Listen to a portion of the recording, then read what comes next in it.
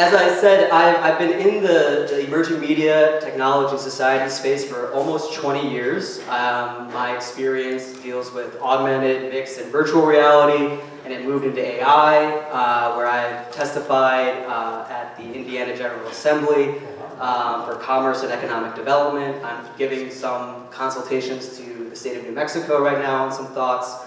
And so we brought this panel together, not necessarily as an anti or a pro, but as an opportunity to have an educational conversation about data centers in our community, in our state, and in our country.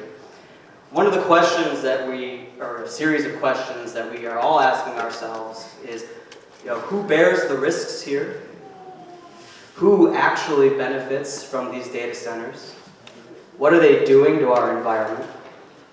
And who has the decision-making power in regards to whether these data centers end up in our communities and in our cities? And you should know, and you may be aware, that Indiana is a state that is actively competing for data centers, and that there are incentives to bring data centers to this state. The rules are consistently changing, they're changing quickly, and they're changing in different ways throughout our entire state. Of course. Of course. And it's important to remember that these projects are not just buildings or general infrastructure. These are buildings that have major demands on electricity, like we have not seen before. I'm sure you've seen this in the news. Water, roads, local governance, even the quiet that you hear on your back porch could be threatened. Federal and state actions can help, and they may, we'll see, but much of the leverage and the work that can be done is happening at the local level, which is where you come in and why we're having this talk today. As we listen tonight, I suggest keeping one question in mind. What should be required for a data center in our community? Do we even want data centers in our communities and in our county? And what can we ask for and demand should one arrive? We can ask for utility protections, tariffs, projected loads, transparency, who will pay for what and how stormwater will be dealt with, wastewater, pollution, how we'll cut down on noise and deal with decommissioning. We can demand community benefits agreements, but a question I'm sure we all are excited to hear, how do we enforce those things? And how do we get them set up? So tonight's panel helps us move towards specifics and action. What are the risks? What are the tools? And what should Muncie and Delaware County demand? So with that frame in mind, I want to turn to our panelists who can help us understand the details here. But before I do so, I want to just say that we're very grateful to the UU community for welcoming us into their space. Thank you so much. That includes Reverend Joel Tishkin for having us. We're grateful to Rick and Back. Thank you for handling our live stream. Very grateful. Grateful to the League of Women's Voters and Muncie Resists for organizing the event. And so with that, let's move to our panelists. We have Bryce Gustafson, who is the program organizer with the Citizens Action Coalition, Indiana's oldest and largest consumer environmental advocacy organization. For the last 2 years, the coalition has been fighting data centers at every level of the process, and Bryce has helped over 40 communities across Indiana. Thank you for being here, Bryce. John West is an urban planning scholar and community-engaged researcher whose work focuses on land banking, property abandonment, tenant rights, and low-income housing policy. In Muncie, he has developed advanced local planning efforts through the Muncie Land Bank, renter advocacy resources, and landlord-tenant mediation. Thank you for being here, John. And we're lucky to have another John with us, John Bartlett. John Bartlett is a lifelong resident of East Central Indiana. His ancestors were among the original settlers of Delaware County in the 1830s, settling the farms between Albany, DeSoto, and Selma. He works in IT for a major security hardware manufacturer in Indianapolis, and he grew up in Randolph County near Albany. Currently, he lives on the farm his grandparents bought 75 years ago just south of Hartford City. John has worked with several people across the state to make sense of what data centers can do, and is working to oppose their further construction in Indiana. He believes in protecting the area his ancestors settled almost 200 years ago so that his grandson has the opportunity to choose to live here. He believes we have a legacy worth preserving. Thank you for being here, John. On your seats, there were a few bits of paper. One is a demand moratorium on data centers, and I urge you to take a look at that. The other is a helpful sheet that talks about some of the various consequences of data centers in community. Throughout the talks, if you have any questions, please raise your hand, and we'll have someone come and give you an index card, and you'll be able to write your question on it, and then I'll get it up here and we'll ask the panelists. So, without further ado, the first question here is for you, John Bartlett. So as you mentioned, you have a long history here in Indiana. I think many folks here in the audience might be grateful for your perspective considering your cultural heritage in the space. Could you maybe talk a little bit about how you see data centers threatening the legacy that is so important to you and all of us here? Well, I live on the 40 acres that my grandparents bought. So my family has always been in agriculture. We've always been farming, and we're kind of moving out of farming because we're just not big enough to do it anymore. So we rent the ground out. But agriculture, I live amongst the cornfields, and I live like many of my friends and family are still farming. And what I see is, first of all, the tremendous water usage that we'll get into, I'm sure, of data centers. I do not want our farm grounds turned into deserts, and that's quite probable as to what's happening if they are unregulated and they are not allowed to, or not required to use water properly. This is where we grow food, and we need food and we supply a lot of the world with food, and that's why one of the reasons why I want to do that. Thank you, John. And Bryce, I'd like to kind of pull you in here because you've been working with communities across the state. And what are some of the ways you've seen communities sort of actively work to protect their environments as it's connected to a cultural legacy? Yeah, there's a lot of these projects are coming to farmland, to rural communities, predominantly rural communities. There aren't, with the exception of a few smaller projects, they're kind of staying out of the urban areas. And what I've been told, and I believe, is that the developers want to walk that fine line of not being around a whole bunch of people. Because when a whole bunch of people are next to a proposed data center, they come out in droves. Use an example of Wheeler, Indiana. Last year, they had a meeting at their county fair grounds, and 1,200 people showed up, and they had to turn people back. So, and I've talked to a lot of farmers who, are on the opposite side of their neighbor. Some farmers who say, "Hey, I've got enough land." They kind of get sweet-talked into a project. The other side is very good at that sort of thing, lobbying and that sort of thing. But and they offer them. The going rate's about 10 times more than what their land is worth. So I don't begrudge those folks. Like if somebody offered me $100,000 an acre and my land was worth $10,000 an acre, I don't own any land, but that would be hard to turn down. But the folks around those areas, and I'll point to Henry County, Indiana.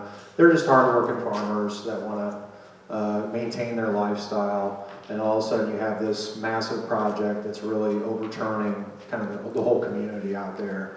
And there's concerns. I think we're still, I think the jury's still out exactly what those concerns look like. We've had studies that have come out that said there's a heat island effect. How's that impacting livestock? How's that impacting us? How's that impacting the climate, the microclimate around there? But a lot of folks, they're in those communities, they're very motivated to keep their lifestyle the way that they want it. And I think there's last thing I'll say is, I would say maybe hard feelings, but why didn't you let us buy your land as far as the farmers that exist there, instead of just taking the biggest dollar from the developers, but they can't really compete. So there's an issue there as well. Thank you so much. John West, I'd like to kind of pull you in at this moment because I'm sure after that statement, people might be wondering, well, what can we do through our local governments and through our local councils and processes? So if you could talk a little bit about that. Well, I guess the first thing that I'll say is that I have been in this community for about 12 years. I'm a scholar of urban planning, and I've worked closely with the Muncie Delaware County Plan Commission, and they're good people. And the other thing that I have to say is that I'm not speaking on behalf of my employer. So, yeah, that's great. Both at the county and the city level, there are a lot of levers that people can pull in order to influence development. So planners are often looking towards land use regulation as a lever that can be pulled to influence the kind of development that happens in a city. So land use regulation, another name for that is zoning. In addition to that, Muncie and Delaware County is kind of interesting because we have a combined city and county plan commission. So there's the opportunity to form alliances between people who live in the city and people who live in the county. In addition to that, both the county council and the city council have powers to pass ordinances. So those ordinances can restrict noise, for example, and there are a lot of different spaces that all of you can get in where you can express your voice when it comes to your desire for either regulation or growth. And one of my passions as a planner, working with 18-year-olds all day long, is public participation. I think that Muncie and Delaware County, has a great history of people, sticking their neck out and talking about what's right and what's wrong. And I think this is another issue where we have lots of opportunities to do that. Wonderful, thank you. This is for everyone. We hear a lot about the different environmental impacts of data centers, and they range from water to heat to land usage. I was wondering if we could start maybe with Mr. Bartlett at the end. You've been working throughout the state. What are some of the major environmental concerns that you see popping up again and again and again, and how are folks attempting to deal with them? Well, with data centers, there are two major environmental issues that I've seen. The first is on power and the amount of power that these things use. And one of the hottest topic data centers in the state that's under fire a lot is the one up in New Carlisle. New Carlisle is a town of about 4,000 or 5,000 people, located between Michigan City and South Bend. They are home to the largest data center in the country. There's an Amazon data center there. And first of all, with the power usage, when it gets to full capacity, it's going to be using the power of 60% of all the households in Indiana. So that one data center is pulling, we're going to have to increase the power. I know that it's been debunked, and Bryce can talk about that maybe, but there was a thing that came out that said that half the power in Indiana was being used by data centers, and that was a future projection, it wasn't current, but and I don't know what the time frame was on that, but I've also seen projections that the data centers power increases in the next decade will increase Indiana's power by 10 times. So we're talking tremendous amounts of power. And where do we get that power? Well, the other part of that is we're going to be building what's called small modular nuclear reactors. That's the plan. And these things go in our cornfields. They're small modular nuclear, or small nuclear reactors. It's SMRs, I'll refer to them as SMRs. But SMRs are, picture like a submarine-sized nuclear reactor going in a cornfield. Well, 300 megawatts is the top end of an SMR, and if you get up to 300 megawatts, 300 megawatt nuclear reactor is going to use about 4 million gallons of coolant water per day. Where do you get 4 million gallons of coolant water per day in a cornfield? And there's going to be a whole series of them. All right. Beyond that, the Indiana legislature last year passed a bill that put 100% of the development of SMRs onto our electric bills. Okay, there were 2 bills that did that, and one did 80%, the other did the other 20%.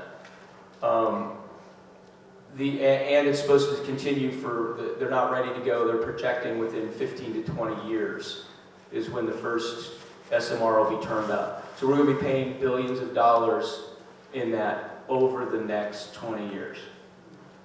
And not just that, but there's talk. I'm a kind of a techie geek, and I like to read articles on science and stuff. And the projections for fusion technology, if you know the difference between fission, that's splitting a heavy atom of uranium or plutonium, and instead using fusion, which is the power of the sun, fusing hydrogen atoms into helium. That technology, we've made such advances in that technology in the last 3 years. They're saying it might be 5 to 10 years before we can get commercially available fusion power. So those nuclear reactors will be out of date by 5 to 10 years if they get turned up. And we don't get any of that money back. All right, so we're talking tremendous cost, we're talking tremendous energy, and that's the first thing I see is where are they going to get the resources? We've got natural gas is the way that they're going right now. So these places are turning up their own natural gas power generation. Others are just relying on us to pay the extra money on the grid. And we are also paying for the expansion of the grid on our electric bills. So if you want to know why your electric bill went up this past year so much, now you know. The second thing is water usage on these, and we can go into, like, one of my previous jobs, when I first started my careers back 30 years ago, for 6 years I laid out commercial HVAC systems. And I'm talking like the big ones, with the chiller plants and stuff. And so when we're talking about chiller plants and things like that, we're talking about, they're mentioning closed-loop coolant systems. I mentioned New Carlisle. New Carlisle does not have a closed-loop coolant system. They are pulling the water out of the Kankakee aquifer and just dumping it right back up on the ground. Okay, so what's happening there in New Carlisle is that their streams and their ponds and their lakes are going dry. And there's just not the water table because it's getting sucked down in the ground. The amount of water usage that they're projected to be using at the end of this was 4 million gallons a day. And it's going up. They've asked for permits to pull more water out of the aquifer a day. The other option, if it's closer to a city, is that they can hook straight into the city's water system and pull the water out of the city's water system. So that's what's happening, like with Fort Wayne, and I don't know, there was another one. I think the one in Franklin Township that got passed over.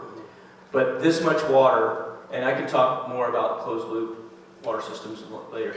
But then there's also the closed loop water systems. There's air-cooled chillers, which really wouldn't lose any water. But then there's also water-cooled chillers, which the water that's actually cooling the processors doesn't lose water. But to cool that chiller that's chilling the water, that one goes through a water tower, and that loses water. Not at as tremendous a rate of just pulling it out of the aquifer, but it still does lose water to evaporation in the water tower. So how much water are we going to give up? That's like a major environmental concern to me. Thank you, Jim. And we'll just move down the line. if you want to add anything, Mr. West. Sure. So the question's about the environment. And I'll say one quick thing about the natural environment. Muncie and Delaware County, we already have a pretty stressed municipal water system. We're under a consent decree from the federal government to fix our combined sewer overflow. This past year, there were rumors and some reality to boil notices in the city of Muncie. And our reservoir, Prairie Creek, has had an algae bloom that's required additional chemicals put in the reservoir so that we can drink the water safely. Water is safe. But locally here in Muncie and Delaware County, we really need to think about the cost to us in terms of our well-being and our safety if our water is compromised. And then the other thing that I will say is about a more abstract idea of the environment, and that's our civic environment. So one of the ways that oftentimes people make bad decisions is by making them behind closed doors, right? Oftentimes people make bad decisions whenever they don't consult with the public. And there is a significant amount of wiggle room in our existing zoning ordinances for fitting data centers here in Muncie and Delaware County. My understanding is that there are 3 different zoning classifications where a developer could come in and say, we're building a data center, and they don't need to go through any public process because that use is already permitted. Right? So that means that you don't have to hear from the public before the development occurs. Nobody knows.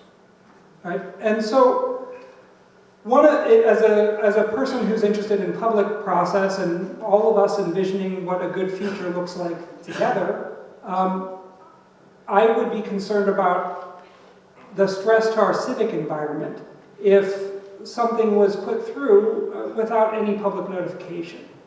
And I just became aware of this through our intrepid reporter a couple of months ago, that there actually is a data center already in Muncie and Delaware County, and there was no public process around that. Exactly.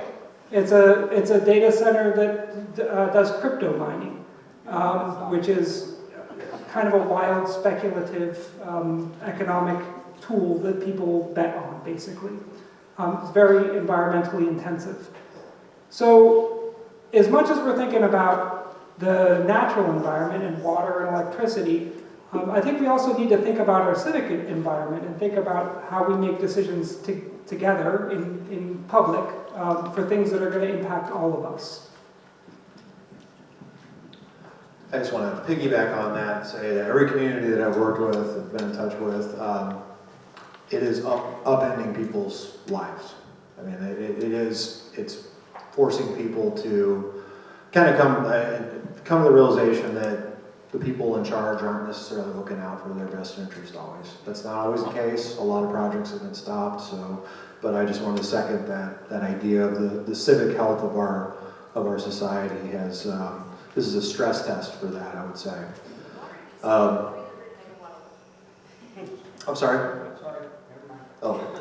As far as the other environmental impacts, yeah, as I mentioned earlier, living next to a large noisy box that you have light pollution, air pollution because of the diesel generators. I'll get back to off-grid power in just a second here, but and noise pollution. Humans are not supposed to be around constant noise all the time. That was really hit home to me. I got a chance to go back out to Data Center Alley for the 3rd time a couple of weeks ago, and I met with some folks. The Washington Post did a great piece about this. They were in the neighborhood the same time I was, but they have a data center, a traditional data center, company called Vantage, that's 100 or 250 yards from their front door. And I talked to 3 different neighbors, and they said there's days that we can hear the noise through our walls of our house. They also talked about the environmental impacts that they're dealing with, like sinus issues and that sort of thing. And the distinction there is that what the industry is saying is we'll bring our own power. We'll bring in gas turbines. That'll solve the problem. Well, gas is not renewable, one. That's another environmental impact. Talk to people who are read up on communities that have to deal with fracking. I wouldn't wish that on my worst enemy. But and this gentleman was a retired Voice of America reporter, so I trusted his perspective. But he told me that they met with the community to get permission to go forward, and what they said during that meeting wasn't the same thing as what they delivered. The data center was 6 times bigger than what they said it was going to be, and they didn't mention anything about off-grid power. So I just wanted to put that in perspective. But the other environmental impacts, and I know SMRs are part of the conversation. I've been with CAC since 2009. SMRs have been part of the conversation. It's always 10 years away. Now we're 10 years away, or 15 or 20 years away. And so the reality is there's only 2 commercial operational SMRs in the whole world. One is in China, the other one's in Russia. And it's going to be a minute, but what developers, I should say utilities are doing, they're filing to build a massive new natural gas or fossil gas, methane gas plants. Again, not sustainable whatsoever. There's only excess amount of natural gas in the Permian Basin and that sort of thing. And I know we don't talk about climate here in the state of Indiana. I know that's a taboo subject for a lot of people, but it's 100 degrees out in the middle of June. And the last thing, from my perspective, is that we need to do is build out more fossil fuels to power data centers for AI. It's really kind of unbelievable if you think about it. And just a side note, you hear these tech CEOs talking about why are we doing this? What's the deal with AI? Well, it's going to solve cancer. It's going to solve climate change. All these other things. And I think if you asked ChatGPT or Anthropic, how would you combat climate change? It would probably not to be building out all these natural gas plants, but and then the irony of that too is we know how to do those things. I can't say we can cure cancer, but we know how to mitigate climate change. This doesn't take a $1.4 trillion build out of AI and data centers to do that, but. So yeah, and then the water issue, the other thing I wanted to add on to that is you closed loop. They started adopting the language of closed loop because people were pushing back because of things like Amazon Web Services using so much power or water. And Lebanon, Indiana, where their Meta is building a data center, they have a fact sheet you can look online and it'll show you. We are responsibly doing this closed loop. Eventually we'll give water back to the community. I don't know if they're just going to bring in trucks. I don't know how that works, but in reality, they're asking for up to 8 million gallons of water a day. They filed for that. And even if you can, and this is, again, I need to dig into this a little bit more, but even if you could just say, and I've heard this from developers, we'll just throw the water in, it'll stay there forever, every 5 years we'll get rid of it. Where does that water go? And there's chemicals in the water that keeps it from rusting the pipes, from bacteria, freezing, so on and so forth. Some of that vents out because, again, it's not a truly closed loop system, but at the end of that cycle, what do they do with that water? Does it just go into a dump that nobody really is paying attention to? Is that going to leach, the unlined dump type of thing? Is that going to leach into our groundwater, so on and so forth? So, and the last thing I'll say, and this doesn't get talked about as much, but the supply chain issues. Now, all those chips need to be made through mining. Everything that we have needs to be made through mining and that sort of thing. But what do we do with all those chips every 3 years when they have to swap those out? Where is that going to go? Are we going to recycle that, or are we going to just dump it in a landfill? So lots of environmental issues. I've been thinking about the chips logistics for a while, considering how fast this industry moves and how we'll have to kind of go ahead. Yeah, Chuck. Where we buy our computers, we've had 2 major price increases this year already. The second one goes in at the end of this month, so tomorrow, And they're raising some of the cost of our laptops by almost 50%. Wow. The chip shortage and the components shortages right now are to the point where, like some of the computers that I just ordered back in March and got them 3 weeks later, those computers are now pushed out till mid-September. So that I ordered in mid-June. So that's what the data centers are doing. Your RAM, the memory, and your hard drive, or it's actually not hard drive memory, it's little solid state drives, but the hard drive space, storage space, and the RAM chips, the price of that has soared to the point that we're not getting computers out. Yeah, and even like the maintenance, where do the chips go when we're done with them, the replacement, all of that. So I think we'd all kind of be wondering, and I'd love to hear from each of you on this, with all of these concerns, the environmental concerns, the grid burdens, the commercial computing issues, few long-term jobs resulting, why are so many politicians so excited about them in this state? Scratching your head. Money. Is it money? Whoever would like to jump in. Well, I can't answer that question specifically, but I can say that there's something to a bubble, right? People get excited about the new. They get excited about, big claims that everything is going to be perfect in the future if you just give me $10 today. And I think that if we think about this outside of the scale of Muncie or Indiana, if we think about it as a very large system, there is a tremendous amount of money that's being invested in AI, generally. And I don't understand, and I haven't seen evidence that there is a reliable stream of profit from the investment in the computer chips and the data centers and all of those things. I don't know how many of you, one of my formative experiences as a young adult was going through the 2008 financial crisis. Right? If you ask someone in 2007, can the value of a house go down? Everybody said no. Right? Does it make sense to take out an additional mortgage on that house? Oh yeah, absolutely. The value can only go one direction, and that's up. And from very cursory research, my understanding is that for every dollar every dollar of profit that AI or Anthropic or Google receives, they spend $2.33.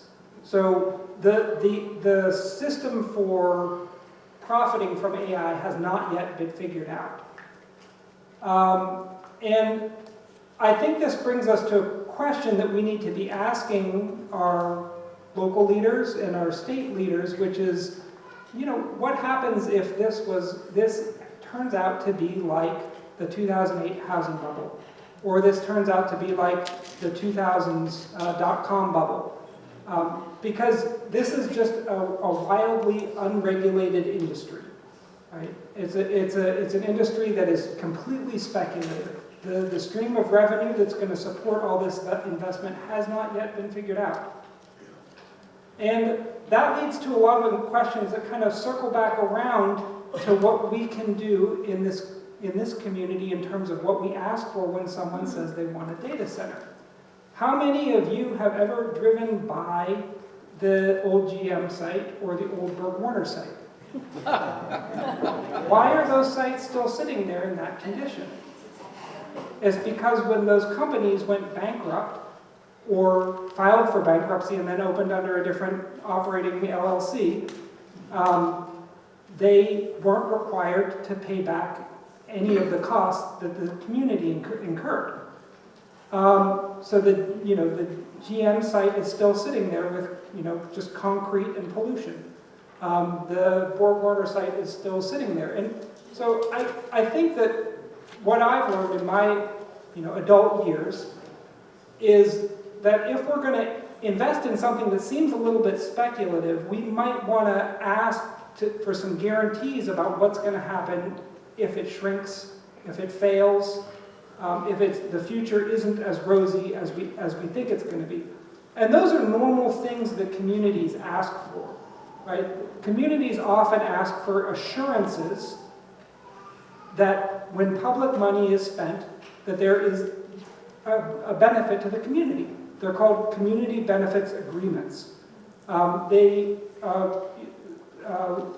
Local planning offices and economic development corporations negotiate community benefit agreements all the time. And a community benefit agreement might say something like, we will provide a certain number of jobs, we'll provide a certain amount of tax revenue, we will invest in parks. And then the really tricky thing about this is that if you want a community benefit agreement to work, you have to think about some really strong mechanisms to make sure that whatever the company is can't wiggle out from underneath that. Right? So whether that's making sure on an annual basis that those criteria have been met, and if they haven't been met, then taking away their tax subsidy, right? Or you can put a lien against the property that they own and take the property if they don't meet the criteria that they've said that they're going to meet in the community benefits agreement.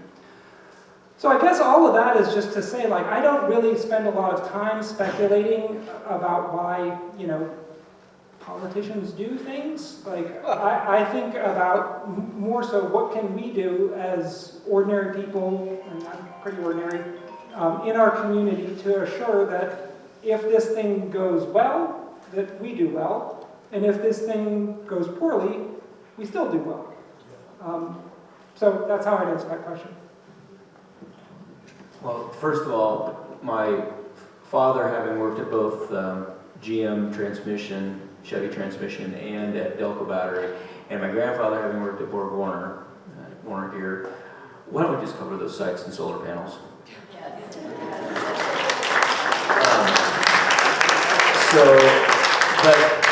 And John, I have thought a lot about why the politicians are doing this.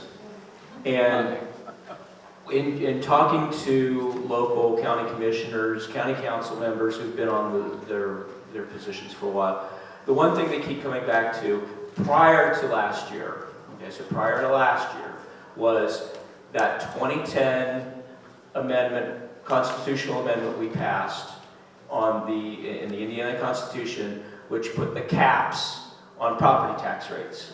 Homestead properties are capped at 1% of assessed value, 2% for rental homes and ag property, 3% on businesses. When we put those caps on, we severely limited the amount of money, the amount of revenue that local government can have. All right, so now that's when all this started. Last year, with that horrendous property tax bill we passed that gave homeowners nothing and gave businesses huge tax breaks by almost completely eliminating the personal property tax, which is property tax they pay on their equipment, stuff like that. When that happened, now we're starving local governments. And any dollar that's waved in front of their face, they're going to grab it. And that's why these data centers are coming in like that, is because that property tax bill from last year, you know how everything's sort of connected? You notice that? So with that property tax bill from last year, they're going to increasingly grab at it. So not only have we given great tax breaks and made the tax incentives superior to no other state in the union for them to come here, for the data centers to come here, we've also hurt our local governments to the point that they can't resist it. Thank you, Jeff. Yeah, I would agree with the Senate Bill 1 was passed last year, and it was supposed to be a fix for homeowners. We need a fix for some homeowners, I think. But it started here, and it went through the ringer of the State House, and it ended up being nobody liked the bill, which that tells you something. But I've heard that in in communities as justifications to invite these projects, we need to do something. We can either raise everybody's taxes, cut services, or invite these projects into our communities. And I have sympathy for their position, but I think that's where it's incumbent that not only do communities come together to bring better ideas of how we can fill out those holes in the budget, but also make sure that your state lawmaker knows how you feel about all this. And that's not just with Senate Bill 1, but the data centers as well. I think the other piece, politics are politics, and you have forces, everybody's got a boss, so to speak. You got the federal government supporting this stuff, state government supporting this stuff, and then they come to communities, and I've heard this quite a few times that the governor was in a community 2 weeks before a data center project was revealed. Nobody knows what the conversation was about, but it's all kind of rolling downhill. A little bit more subtle, I guess, but as I mentioned earlier, the Googles of the world, they have an army of lobbyists. Their job is to make sure whoever they're targeting, they make them feel like they're the most special people in the world. You like to go fishing, we got a lobbyist that will go fishing with you, take you out to a nice steak dinner, and they can do that for months before the project is revealed. They can wine and dine legislators and local folks. And I think also, this isn't a judgment, I'm not even saying that anything nefarious is going on there necessarily. It is legal, I don't know if it's ethical, but the idea that this multi-trillion-dollar corporation is asking me for something, oh my gosh, and it's the future? Wow, we got to do that. So just kind of getting out of their depth, and I think that, I think there's been genuine surprise at the pushback in some of these communities. I thought everybody would love this thing. And I'm like, well, you're not really paying attention. So, and I would just also add, I don't know if we're going to talk about tax breaks or not, but okay. So what John alluded to earlier, in the midst of this Senate Bill 1 and all these cuts to local governments, back in 2019, I should say, before that, but back in 2019, our State House passed a law that gave data centers up to 50 years of sales tax exemptions on anything that they spend, including electricity. I'll get to that in just a second, but they also allow local governments to give tax abatements on top of that. And what that means is, the going rate. Every community has the ability to say what they want, but it's 10 years, 100% property tax abatement, so they're not paying any property taxes for 10 years. Anywhere from 20 to 40 years of personal property taxes. So again, all the stuff that's inside of the building, which is billions of dollars. Those chips are very expensive. And a lot of communities, I've seen a lot of communities, it's starting to change now, but early on I saw a lot of communities say, yeah, we'll take that deal. You guys get all your tax abatements. We're going to get, like in Monrovia, we get $1 million for a pilot payment in lieu of taxes. Google, worth multi-trillions of dollars, gave Morgan County $1 million a year for the first 10 years. And then maybe we're going to get that money after that 10 years comes up. So to me, that's very insulting. It's like throwing a penny to somebody and say, don't spend it all in one place. But the other component, during the 2019 bill, they didn't do the fiscal analysis of how that would impact our budget, and we still don't know. But I think they're working on it right now, the state is. But our crack team at CAC analyzed for 1 gigawatt of data centers, just on their light bill, they would be saving about $34.5 million a year for $1.7 billion in 50 years, just for their light bill. And I don't know how many folks have been seeing their light bill go up recently. For everybody that hasn't raised their hand, you're very lucky, because we're dealing with an affordability crisis as far as utilities go. And again, the idea that we're subsidizing multi-billion and multi-trillion-dollar corporations when grandma and grandpa can't pay their light bill, that's obscene. So I'll stop there. Well, thank you. I started receiving questions from the audience, and so as we come to the end of the hour, if you have questions, please raise your hand so we can get them down. I'm going to turn to some of those now. I will say some of them are very, very specific about things, and Muncie Resists will be having more meetings and more groups to talk and strategize. And so if we don't get to one of your very specific questions, know that there is a community in space that is actively engaging with these issues. So please find a Muncie Resist person, say you want to be involved, or a League of Women Voters person and say you want to get involved, so we can kind of get to the heart of some of these that were asked. Great questions, by the way. Please keep them coming. I'm going to go back to John West for a second because you started talking about this. And we know that there are major data centers like Meta's in Lebanon that are tied to a specific company. If a specific company goes out of business, what happens with the data center? What happens with the data center if the company goes out of business? They can file for bankruptcy. They can protect some of their assets through that process. They can form a shell corporation and put some of their less profitable assets in that shell corporation and then close that. Once a company goes out of business, the public has a lot less leverage in terms of getting anything from them. During the auto bailout, the federal government passed a law that said that auto companies that were going bankrupt had to I think it was just GM, had to set aside a pool of money as part of the bankruptcy proceedings, and that cities could sue that entity to get some money back. There's nothing guaranteeing that would happen if an AI center went out of business, right? And then what that ends up doing is leaving what planners call brownfields in cities. Brownfields are sites that are, toxic to build housing on or to build a park on, and so you need to spend millions and millions of dollars to remediate the soil, to make the soil so that people can use it, so that people can use that land again. You have to bring in soil from elsewhere and put it on top. So, the answer to that question is when private companies go bankrupt in a specific community, the community is left holding the bag. The community is left holding the bag in terms of environmental damage. The community is left holding the bag in terms of tax receipts that no longer are brought in. And the community is left in the lurch when it comes to the jobs that the company used to provide.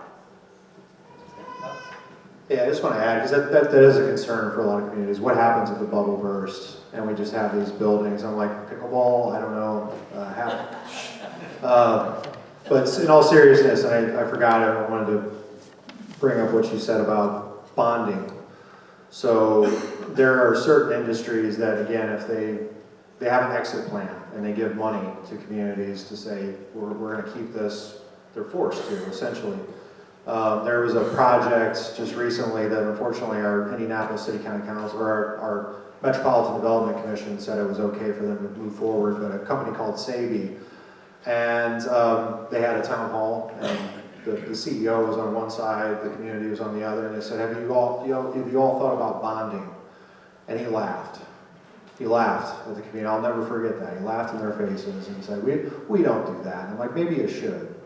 Because, all signs at this point, again, point to some sort of correction in the market, a bubble, a collapse, AI bubble.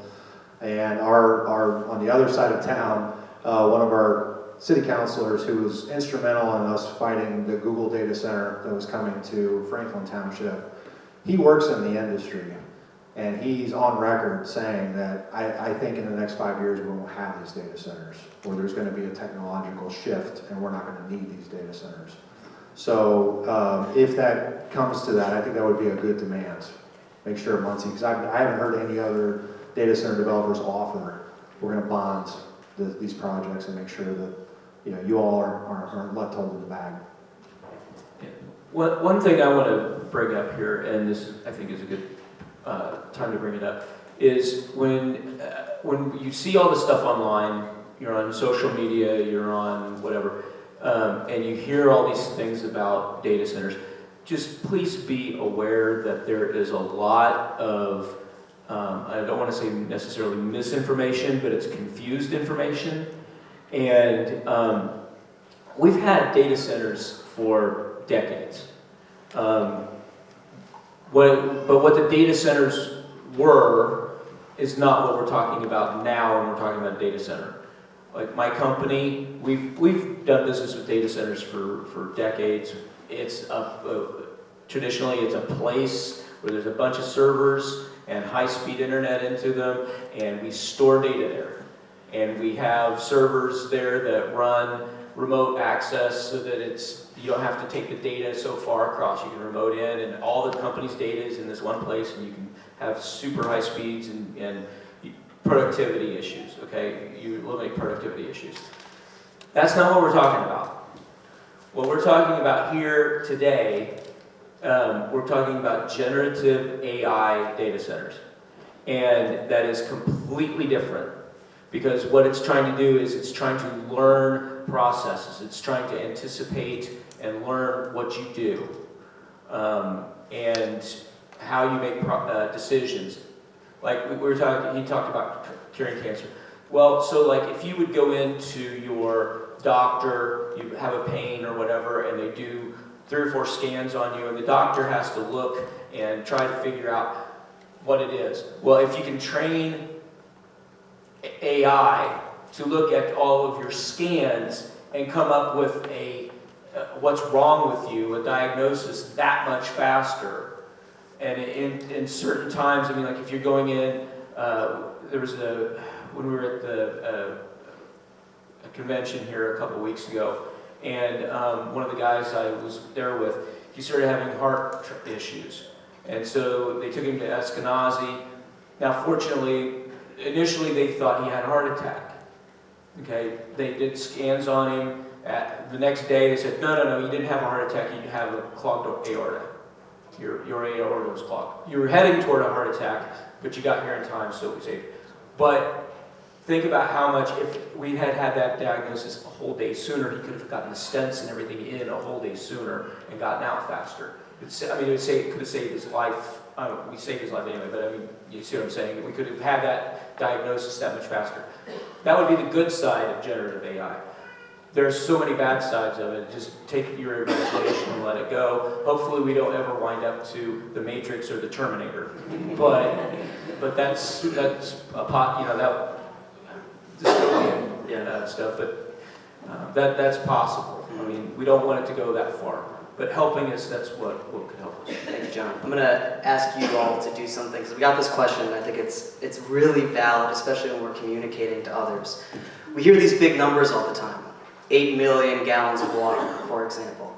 How do we communicate what 8 million gallons of water, what 8 million gallons of water is? And if you want to do 1 million gallons, so we can use that as a unit, how can we communicate to somebody what 1 million gallons of water is?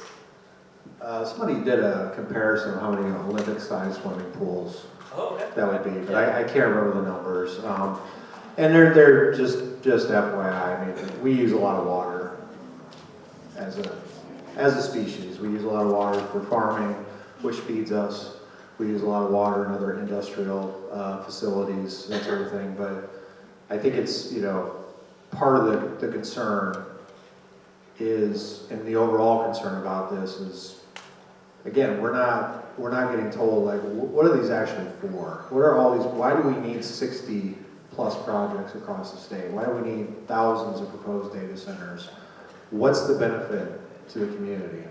If you're going to give, our water, and especially, apologies, this was just last week, they talked about 80% of the data centers are proposed in climate-stressed areas across the country. And I think and maybe I'm off here, but I think the state of Indiana as a whole has been under drought conditions, So it's like, why are we doing this? And there are some, as John pointed out, there are some use cases for generative AI, but I think the broader issue is that they're not being clear about what those use cases are. They're just saying, hey, again, this is the future. You got to get on board or else. But great question. I'm not really sure. I know there's all kinds of charts out there that compare agriculture versus data centers. And I do want to highlight again what John said. There is a distinct difference between the data centers out in Data Center Alley. That's where our cloud storage is at. 70% of our internet goes through there every day, versus the hyperscaler data centers that are created, being created to train and run AI. The chips are different. There's CPUs that are the traditional versus GPUs, and Amazon and Google are making their own chips and that sort of thing. But those chips alone use about 10 times more power than a regular chip. So every time somebody uses ChatGPT to look something up instead of Google, you're using about 10 times more power and more water. Thank you. Yeah, John. I would just say one more thing, which is you don't have to think about Olympic-sized swimming pools. You don't have to think about, the volume of Lake Erie or whatever. Have you ever been under a boil advisory and just been worried about the water that you're going to drink? There are people, you might even be able to say the majority of people in the world live in conditions where they're not secure in terms of the quality of their water. We have a tremendous blessing in the United States and in Indiana that when we turn on the tap, we don't worry about it. I've lived in places where every time you pour a gallon of water, you have to boil it because otherwise you might get some kind of terrible worm in your intestines.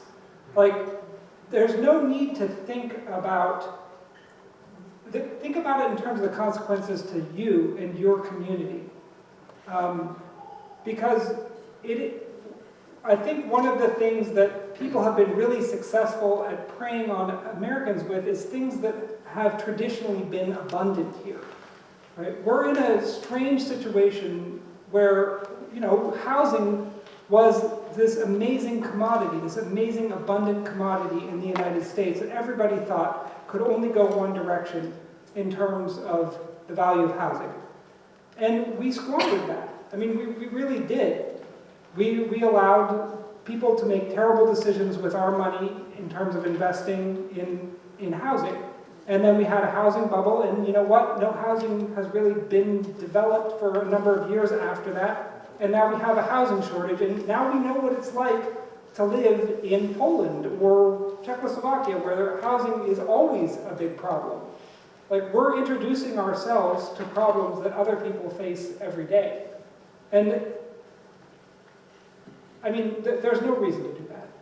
There's no reason for us to put ourselves in that kind of jeopardy. Because these things that we have, they are not unlimited. The water that we have is not unlimited. Thirst and fear about the quality of water is a normal part of the human condition, and we can break our system in a way where that becomes our reality every single day. So thank you for that. John, I see you want to jump in. I just haven't looked at the time, and so I'm going to prompt you with a question, and I'd love to hear from all the panelists, but we'll start with you. So we've heard a lot, and I'm sure many of you are sitting down and saying, but what do I do now? What are the steps I take today, tonight, when I get home? I'm ready to write an email, etc. One, please fill out the survey. Okay, please. All right, but, John, if you could start, what is something that folks should do after this event? Make sure that you know what you're talking about when you get in front of them. That's first of all. Second of all, we've got to elect leaders who are going to listen to you at the county level, at the state level, and even at the federal level. We've got to put regulations on these. We have to question what they're doing as far as taxation and all the rest of that goes. We can't just give them an open blanket, come on in, bring them in and install whatever you want. That's what we have to do. We have to elect good leaders who are going to listen to that. And John is running for office.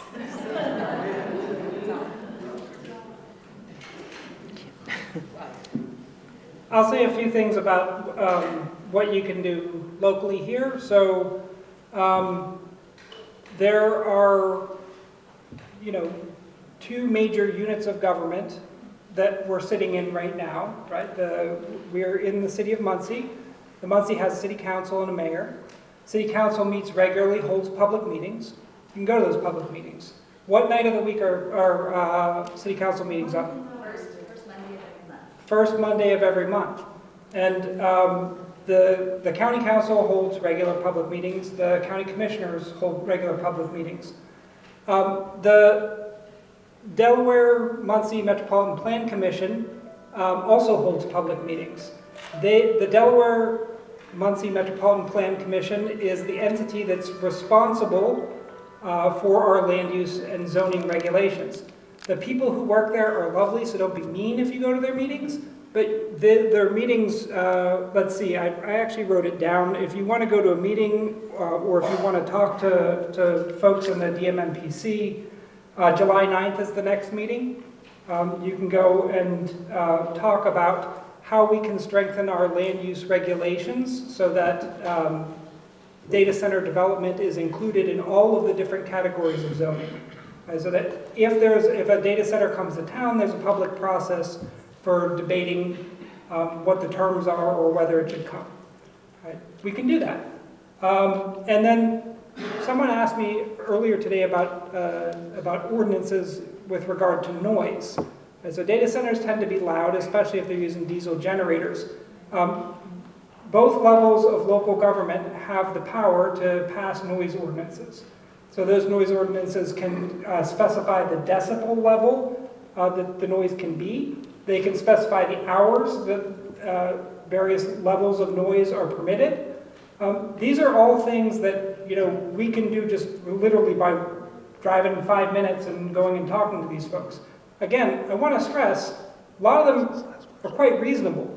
A lot of them are very thoughtful people. And if you go to those meetings and talk to folks, I think that they will recognize your perspective and try to move things forward in a way that respects your thoughts. For the record, 1 million gallons of water is one Olympics size swimming pool. So just getting that out of the way, and I just wanted to I forgot to mention this earlier, but traditionally natural gas plant uses about 10 million gallons of water. That's separate from the water usage of the data center. So just wanted to bring that up. But yeah, I mean, what do we do when this happens? Communities are we're doing it right now. We're getting together. You have to organize, have meetings. Not everybody likes to sit through meetings, I understand that, but everybody's got a particular talent. So what's your talent? I'm gonna be a gee whiz young whippersnapper on social media. I'm gonna go talk to the media. I'm gonna go talk to lawmakers. I would say everybody should talk to their elected officials and have an ask, right? When we found out about this potential explosion in utility usage, we called on the state to pass a moratorium.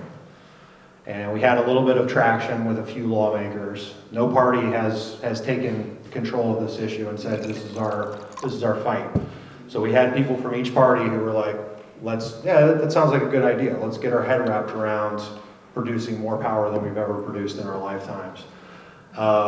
Unfortunately, they didn't do that in 2025. They didn't do it last year, but we've called on, at this point, we've called on local governments to pass moratoriums. And what we've seen out of those 22 county and local governments that have done it, 18 of those, only 4 of them were passed last year. So again, we're having this upswing. And to me, unless you're living under a rock, and again, I'm not insulting anybody's intelligence as an elected official, you would be concerned proactively about this and say, maybe that is a good idea. I see all these other counties doing it. So I think that's a good ask. But as far as, and correct me if I'm wrong, there is no proposed project in Delaware County yet. Okay. It's good to get ahead of it. Sure. Actually, it's ambiguous, to be honest. Okay, yes. Always the ambiguous, rumors. Are there NDAs on it? We don't know. There's not an NDA. So yeah, I think the quicker you can get ahead of this and talk with your elected officials and give them grace. I know I've been talking about all the bad stuff that happens with this, and I'm just scratching the surface, but a lot of times, again, they're just kind of coming in thinking this is going to be a good deal for your local unit of government, and they need a counterbalance to that narrative. Folks need to talk with them, come at them in good faith, but make sure that you're persistent about it. And again, organize, talk with your neighbors. You'd be the only good thing from my perspective that has come of all this is people talking with other people and understanding, hey, we're not so much different. We're not as different as we've been told, that sort of thing. People from all different backgrounds, political stripes, we're all agreeing on the same thing for the first time in a long time, which is incredible in itself. So, but yeah, talk with your neighbors and get groups together and take action. Well, thank you. Where has the moratorium been passed already? I can get with you afterwards, but mostly the northern parts of the state. Yeah. And there's, I forget one last thing. There's been 2 counties, Cass and Marshall County, who are like, we're just doing a permanent ban. So with that, thank you all for coming. Please fill out the survey. Like our panelists have said, we want you to get involved. So please scan that QR code. Let us know how you'd like to be involved. Round of applause for our panelists. Thank you so much.